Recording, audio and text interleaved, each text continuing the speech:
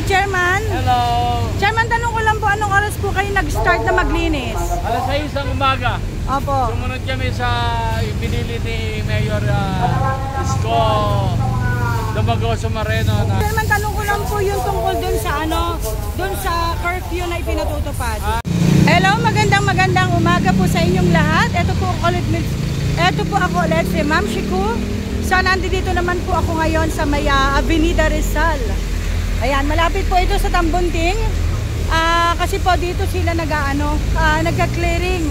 Nagdi-declogging po sila ngayon. Alinsunod po dun sa sinabi nga ni Yorme na maglinis ng mga estero tuwing Sabado. Ayan, so tulong-tulong dito yung mga ating mga kagawad ng barangay. Good morning po. Good morning po. Good morning. Good morning po, kagawad. So ayan, kasalukuyan po silang nagdi-declogging at nagpa-flashing. Ay po, kumusta na kayo? Kagawad. Naman. Chairman. Ayan, si Chairman Himenea. Ayan. Nasasakupan pala ni Chairman Himenea itong lugar na to. Ayan, so ang sipag-sipag ng mga sangay ng gobyerno dito, yung ating mga barangay chairman. Barangay 373. O yan, Barangay 373. Hello po, good morning po mga kagawad. Ayan. Tulong-tulong ang sisipag nila. Chairman, tanong ko lang po, napansin ko wala namang fire truck. Saan po kayong kumukuha ng tubig? Diyan sa fire hydrant. Yun, direkta sa fire hydrant. May gamit kami. Apo, ayun. Ayun, talagang hanggat kung may gusto, may paraan. Yun, so nagawa nila ng paraan kahit walang fire truck.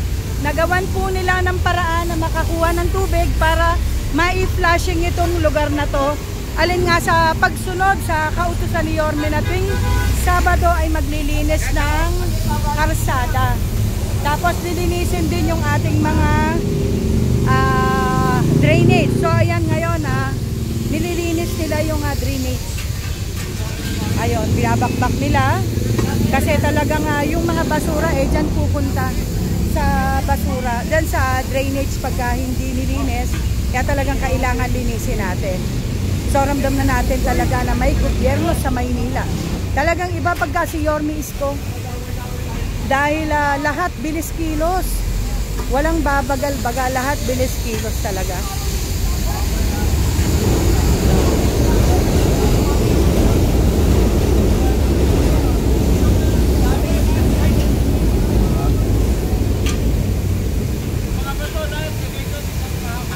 So ayan, si Chairman Himenea, siya yung mismong direktang nag-uutos at nagsusupervise dun sa mga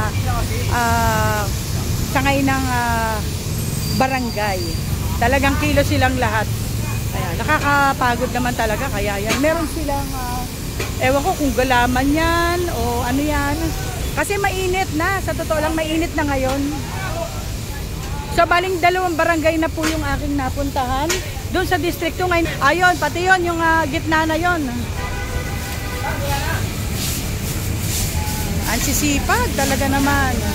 Ayan, so pati po yung mga libag-libag nililinis talaga, sisipag nila kagawad, grabe. Ayun. Kaya naka-stop muna po lahat ng mga yung mga motorista. Pinahinto muna para talagang malinis itong gitna na ito ng ng karsada para maging malinis na malinis talaga. Ayan, daan muna, daan.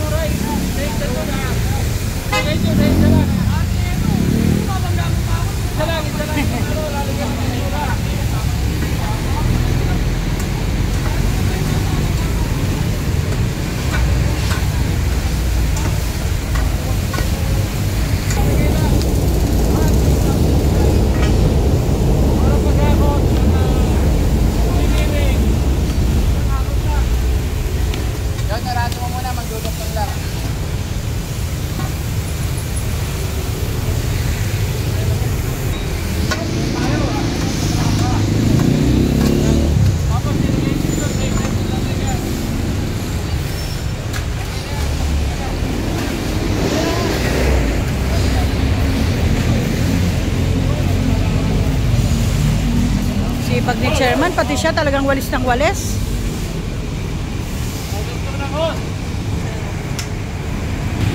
Hi, Chairman. Hello. Chairman, tanong ko lang po, anong oras po kayo nag-start na maglinis? Alas 6 ng umaga. Opo. Sumunod kami sa ibinili ni Mayor Isko Dumagoso Moreno na pinapagmitingan namin to na tuwing alas 6 ng umaga hanggang alas 10 tuwing araw ng Sabado mag-clean drive kami at yung mga imburnal kailangan malinis. Opo. Dahil yung nakarang basura na naiwan baka natangay ng malakas na ako kaya pinalilinis ni Mayor lahat. Opo. Chairman, tanong ko lang po yung tungkol dun sa dun sa curfew na ipinatutupad. Kami naman ay sumusunod sa konstitusyon. Sa mga kagabi, naka-anim kaming bata. Sinirender namin sa presinto. Opo. Ayos naman. Tinanggap naman ang kapulisan na maayos. Opo. Nakuha na po ba ng magulang? Gumawa na sa akin ng barangay clearance. Ewan ko na kung nakuha na. Hindi mo natin alam. Opo. Bali yung po bang nasunugan sa barangay niyo po ba? Yung kabila, ito, kabilang barangay. Doon po. Ito, ginagamit yung aming gamit sa bumbero. Nagamit at nakatulong din naman. Ayun. So, idinirekta niyo po pag ganun sa kanila. Saka may truck ako, may sarili akong truck yan. Ayun, may sarili palang truck si Chairman ni Minea. Ayan. Chairman, ano po masasabi niyo o mensahe kay Yorme kung meron man? Ay, maraming salamat si Yorme. At kami naman sa kautusan mo ay susunod po kami bilang nasasakupan mo. Lahat ng ikagaganda ng ating barangay at ikadilinis, kami po ay tutupad. Salamat po, Mayor. Ayun. Thank you po, Chairman. Okay, thank you. Thank you po. Ayan, so nakita po natin kung gaano kasipag ang bawat barangay. So talagang nakakadalawang barangay na po ako na talagang sumusunod at tumutupad sila doon sa sinabi ni Yorme na maglilinis tuwing Sabado. So tuwing Lunes tuwing Sabado talaga to, clean up drive. Ayan. So doon po pala sa kabilang barangay nagkaroon ng sunog kahapon.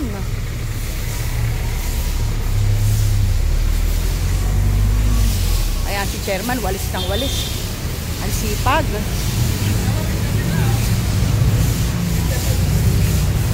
So dito po pala yung ay po. So dito po yung So dito po ba nalinis na Nawalis pa lang, pero nawalis. Hindi pa po napa-flashing. Ayan. So nakita niyo po nawalis na, malinis na Parang plinashing na nga kaya konting flash na lang, okay na, malinis na talaga lahat. Ayan. So ayan, hanggang dito lang po. Maraming salamat sa inyong panonood. At hanggang sa muli. Bye-bye. Thanks for watching.